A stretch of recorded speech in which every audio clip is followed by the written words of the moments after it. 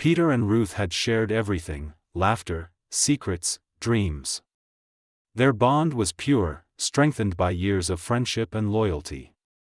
Peter was the son of a respected pastor, born into a household of deep faith. His mother, an evangelist, often led church revivals, while his father preached with passion. Ruth's parents were civil servants and loyal members of Peter's father's congregation, always seated in the front pew. They went to the same schools from junior secondary to senior secondary, and by fate, they gained admission into the same university. As they matured, so did their feelings. Friendship quietly evolved into a deep, sincere love. They were inseparable. To many, they were destined. After graduation, their love blossomed further. But just when life seemed stable, a life-changing opportunity knocked. "My father's friend in the U.S. has helped me secure a visa," Peter told Ruth, his voice trembling with mixed emotions. Ruth's eyes widened. "Peter, that's amazing." He smiled gently, then added, "But I'll miss you, Ruth. Every day." A tear slid down Ruth's cheek. She wiped it quickly, managing a brave smile. "I'll miss you, too, my love. But go chase the dream. I believe in you." Peter pulled her close and whispered, "It's for us, Ruth. I'll come back, put a ring on your finger, and we'll return to the U.S. together. I promise." They hugged tightly, hearts locked in a silent prayer that time and distance wouldn't break them. The next day, Peter boarded his flight. As he looked out the plane window, memories of Ruth, her smile, her laughter, played in his mind like a movie. Upon arrival in the U.S., he was warmly received by his father's friend, Mr. John. "You look exactly like your dad." "No need for DNA," Mr. John laughed heartily as they embraced. Peter chuckled. "That's what everyone says." Weeks passed. Peter found a job and settled into the rhythm of American life. Every evening, he called Ruth. They talked for hours, sharing jokes, daily routines, and dreams of the future. But as months turned into a year, work consumed him. The time difference became a barrier. Calls came less often, messages delayed. The once flaming connection began to dim. Ruth, lonely and heartbroken, waited, but silence replaced sweet promises. Eventually, she gave up and moved on. Back in the U.S., Peter noticed the change. He tried to reach out, but the warmth was gone. Her replies were cold. Then they stopped altogether. He'd buried himself in work, made money, and tried dating. But every girl he met wanted his wealth, not his heart. Years passed. One day, during a video call with his mother, Peter asked softly, "What about Ruth? Have you heard from her?" His mother frowned. "They moved away. We haven't seen them in church for years." Peter's heart sank. "She was the only one who truly loved me," he whispered. His mother sighed. "Peter, you need to marry soon. Find a God-fearing woman." Peter smiled faintly. "Then find me one in your church. I'll be coming home soon." Peter's return to Nigeria wasn't the grand homecoming his parents expected. He told no one but Joe, his childhood friend turned nightlife DJ. After years abroad, Peter craved normalcy, fun, and maybe a little distraction. "Bro, you're back." Joe shouted through the phone when Peter called from his hotel. "Yes, I landed this morning. Needed some air before facing my parents," Peter chuckled. Joe didn't hesitate. "I have a show tonight. Come chill. It's not far." That night, the club throbbed with music and lights. Peter sipped from a glass as he leaned into the booth where Joe spun tracks. Then he saw her. A lady in a fitted gown moved like she owned the night. Confident, beautiful, magnetic. Her name was Helen. They talked, laughed, hours blurred into pleasure. She followed Peter to his hotel. And after that night, Helen became his routine. Every time boredom hit, he called her. She came, he paid. Yeah. She never asked for more, but something always felt off. Her eyes too calculating, her laugh rehearsed. Still, she was beautiful company. A week later, Peter sat by the hotel pool, staring into the water's reflection. It was time. He called his father. "Dad, your son is back in Nigeria." "You're joking," his father exclaimed. "Don't tell your mother. Let's surprise her." The next day, Peter drove to his family house in a luxury car, dressed sharp and confident. The moment his mother saw him at the gate, she burst into tears. "My son, look at you." They hugged tightly. For the first time in years, Peter felt peace. Days passed. He spent time with his younger siblings, catching up and playing like old times. Then he remembered. "Mom," he asked one afternoon, "that girl you mentioned on the video call, the decent one from church, where is she?" His mother beamed. "Ah, she's coming today. I've already told her you're back." That same day, as the sun dipped low, the front door creaked open. Peter was upstairs laughing with his sisters. "Peter," his mother called, "come downstairs. Helen is here." "Helen." Peter's steps slowed. He descended the stairs and froze. There she stood in a modest dress, clutching her bag, head slightly bowed. Peter blinked. "Helen?" Helen's eyes widened, her lips parted, but no words came. "You two know each other?" his mother asked, surprised. "Hallelujah. God is already working." Peter's voice turned sharp. "Mom, this girl, this is a prostitute." "What?" his mother gasped. "I met her at a club last week. She's been sleeping with me for money." Helen's knees buckled. She dropped to the floor. "I'm sorry, Ma. I didn't know he was your son." Peter's mother stood in silence, lips trembling, eyes filled with disbelief. "I only dress holy in church," Helen whispered, weeping. Peter looked away, jaw clenched. "I came home to find a wife, not to be fooled." As Helen fled the house in shame, the silence left behind was louder than any scream, and Peter's heart felt colder than ever. Peter sat outside on the veranda, staring into the night. His heart was heavy. The stars above Lagos twinkled with a mocking brightness, as if they didn't just witness the most humiliating moment of his return. Inside, his mother paced slowly, clutching her wrapper. She had said little since Helen left in tears. When Peter's father arrived from a church meeting, his wife told him everything, word for word. The shock on his face faded into something sterner. "Peter," his father said firmly, "you've been in this country for a week and didn't come home until now." Peter stood up, facing him. "I just needed space, sir. I wanted to breathe. I missed my old life."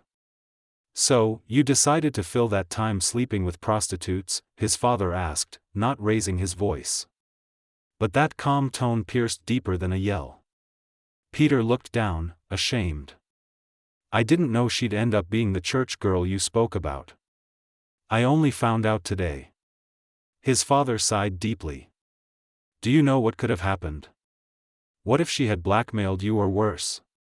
Peter's mother sat down quietly beside her husband, voice barely above a whisper. "I trusted that girl. She sang in church with such passion. Even the pastors said she was spirit-filled." Peter shook his head. "It's all a disguise these days. Even wolves wear white robes." His mother's voice cracked. "I just wanted a good woman for you, someone God-fearing, someone different." Peter looked at them both, sadness tightening his chest. "I don't trust women anymore. If not for that club night, I would have married Helen." Imagine marrying someone who hides her true self so well. Silence hung between them like fog. His father stood up. "Peter, you've been hurt, but don't allow bitterness to blind you. There are still good women out there." You just need to pray and look with discernment, not desire. Peter nodded slowly, though doubt still clouded his heart. Weeks passed. Peter distanced himself from social scenes, no clubs, no parties, just family, church, and business meetings. One Saturday afternoon, his mother nudged him. Let's go to the market. You need to start getting used to Nigeria life again. Peter groaned but followed. After picking groceries, he offered to carry the bags back to the car while she waited at the pharmacy. As he crossed the mall parking lot, a familiar figure caught his eye. A woman walking gracefully toward a Toyota. Simple blouse, natural hair in a bun, no makeup, no pretense. Peter froze. Ruth, he called out. She turned sharply, her eyes wide in disbelief. Peter. Their eyes locked. Time stilled. The noise of the mall faded into the background. They both stepped closer. No words, just a long, warm embrace that felt like home. Peter pulled back slightly. I can't believe it. After all these years, I thought you vanished forever. Ruth smiled softly. Peter grinned. I just came back for a lot of reasons, but maybe mostly for this. Peter and Ruth sat on a bench outside the mall, shaded beneath a jacaranda tree. Shopping bags forgotten, they clung to each other's presence like a long-lost melody finally played again. You look different, Ruth said, studying his face with a smile. Better or worse? Peter teased. Older, she laughed. But fine. Very fine. Peter chuckled. You've changed, too. But still the same eyes. Still Ruth. She looked away for a second, something clouding her gaze. So, are you married now? Peter hesitated, then shook his head. No, I almost made a terrible mistake, though. Ruth raised a brow. How terrible? He hesitated, debating whether to tell her everything. But something about Ruth, her honesty, her calm presence, made him feel safe. I almost got engaged to someone my mom introduced from church. Turned out to be a club girl I had paid for. Well, you get the picture. Ruth blinked. Peter. Wow. He gave a dry laugh. Exactly. If I hadn't recognized her, I would have walked into disaster. Ruth folded her arms, her expression unreadable. You always liked risky adventures. Peter grinned. I guess some lessons must be lived to be learned. They sat in silence, the wind brushing past them softly. So, Ruth finally said, why didn't you ever reply to my messages? After the first year, I gave up. I thought you just moved on. Peter turned to her, eyes heavy with regret. I didn't mean to hurt you. Life abroad got crazy. Work hours stretched, and I was always exhausted. At some point, I thought maybe you'd moved on, too. I hadn't, she whispered.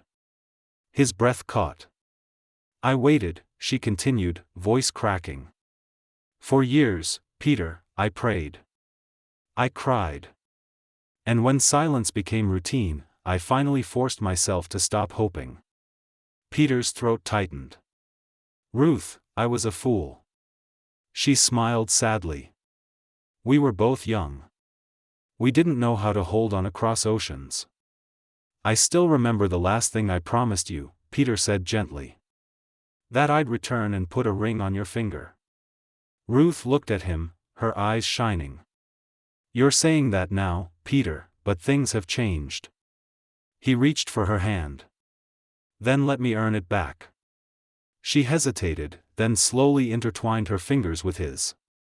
Later that day, Peter returned home in a strange daze. When his mother asked where he'd gone, he only said, I ran into an old friend. That night, Peter couldn't sleep. His mind raced with the memory of Ruth. Her smile, her voice, the way she still looked at him like he mattered. The next morning, he called her. Can we meet again? Yes, she said. But Peter, I need to tell you something first. Peter's heart skipped. What is it? A pause. Then Ruth's voice, quiet but clear. It's about something I never told you. Something I've been carrying since you left. Peter sat across from Ruth in a quiet cafe, tucked behind a flower shop. The scent of jasmine drifted in through the windows, but all he could focus on was her face. She looked nervous. Ruth, he said gently, whatever it is, you can tell me. She took a deep breath and looked down at her hands. After you left for the US, I felt alone, but I held on to your promise. I believed you'd come back. Peter nodded slowly. But months passed, then a year. Your calls became rare. Your messages stopped. I didn't know how to move forward. Her voice cracked. Then something happened. Peter leaned forward, heartbeat loud in his ears. What? I found out I was pregnant. Silence. The words hung heavy between them like thunderclouds. Peter blinked. You what? I didn't tell anyone, Ruth continued, voice trembling. Not even my parents. I was afraid, ashamed. I didn't want people saying I trapped you or that I was reckless. Peter's mind spun. A baby, he whispered. I lost it, she said, her eyes glistening. 3 months in, I was stressed, depressed, and alone. Tears slid down her cheeks now. I went through that pain by myself, Peter, and I hated you for it. I hated you for not being there. Peter sat frozen, his world turned upside down. Ruth, I had no idea. I know, she whispered. That's why I didn't tell you. I didn't want your pity. I wanted your presence, but you were gone. Peter reached across the table and gently held her hand. I should have been there, he said, eyes misting. I failed you, not just as someone who loved you, but as your friend. I am so sorry. Ruth looked up at him. I'm not telling you this to make you feel guilty. I just needed to say it to be free of it. Peter nodded, swallowing the lump in his throat. Thank you for trusting me with this. They sat in silence again. This time, a softer one. Heavy, yet healing. Finally, Peter spoke. Do you hate me now? No, she whispered. I forgave you a long time ago, but I didn't expect to ever see you again. Peter smiled faintly. Well, I'm not going anywhere this time. Ruth gave a soft laugh. I've heard that line before. I mean it now more than ever. As they stood to leave, Peter gently placed a hand on her back. Let's start again slowly, as friends. Maybe more. Only if you want. She looked at him with a mixture of warmth and caution. I'll think about it. Peter nodded. Fair. As Ruth walked to her car, Peter watched her go. The woman who'd carried his child, suffered in silence, and yet still stood strong. He realized then Ruth wasn't just the girl he once loved. She was the woman he never deserved but desperately wanted a second chance with. The days that followed were a slow dance of rediscovery. Peter and Ruth began meeting more often, lunch dates, walks at the park, late-night calls that lingered into dawn. There were no titles, no promises, just two people relearning the language of each other's hearts.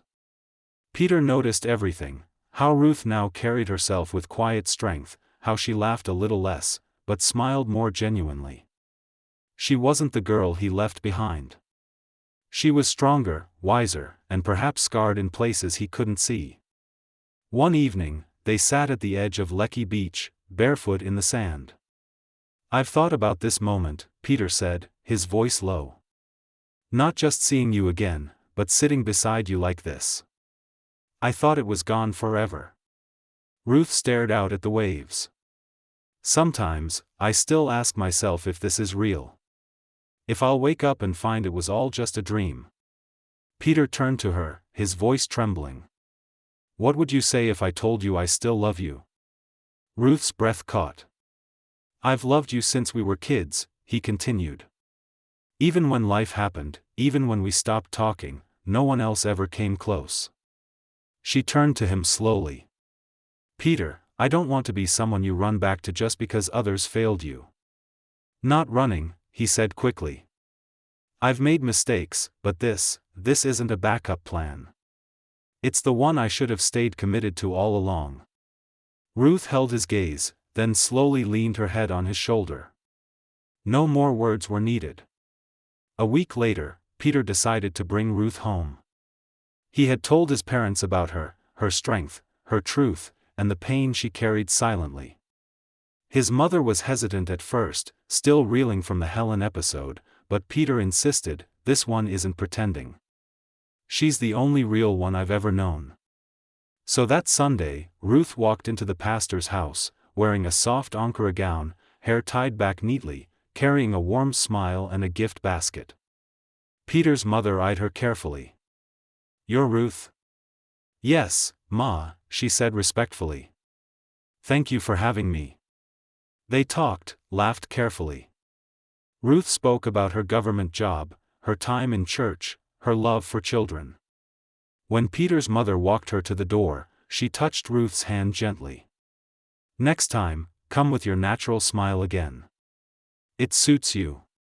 Peter couldn't stop grinning. That night, after Ruth left, his father entered Peter's room. "She's the one." Peter nodded. "She always was." His father smiled, then placed a hand on his shoulder. "Then don't waste time." Peter stared at the ceiling that night, heart pounding with hope. He had nearly lost Ruth forever to silence, to distance, to pride. But now, he wasn't letting go. The church was filled with soft music and the scent of fresh white roses. Peter stood at the altar in a cream-colored agbada, nerves dancing in his stomach. His father stood beside him, not just as the officiating pastor, but as a proud father. The very man who once warned him about chasing shadows now beamed with pride. "Are you ready?" his father asked quietly. Peter smiled. "I've been ready since we were 13. The doors at the back opened. Gasps echoed as Ruth stepped into view, draped in a flowing white gown that shimmered with grace. Her natural hair was styled in soft curls, her eyes locked on Peter's. Every step she took down the aisle carried the weight of years of love, pain, separation, and hope. Peter's eyes brimmed with tears. This was not just a wedding. It was a homecoming of two hearts. As she reached him, Peter whispered, "You're more than I prayed for." Ruth smiled. "And you took long enough." Laughter filled the church. The vows were exchanged with trembling voices and hands held tight. Rings slid onto fingers. Promises made not just for the future, but in redemption for the past.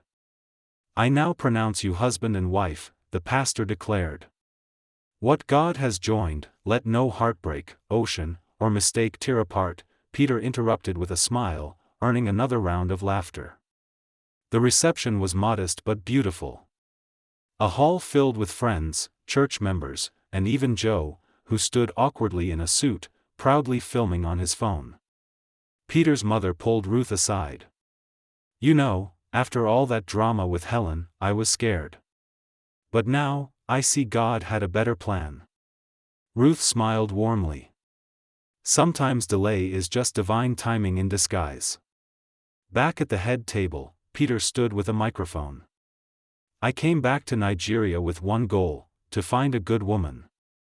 And what I found was the one I left behind." The crowd clapped.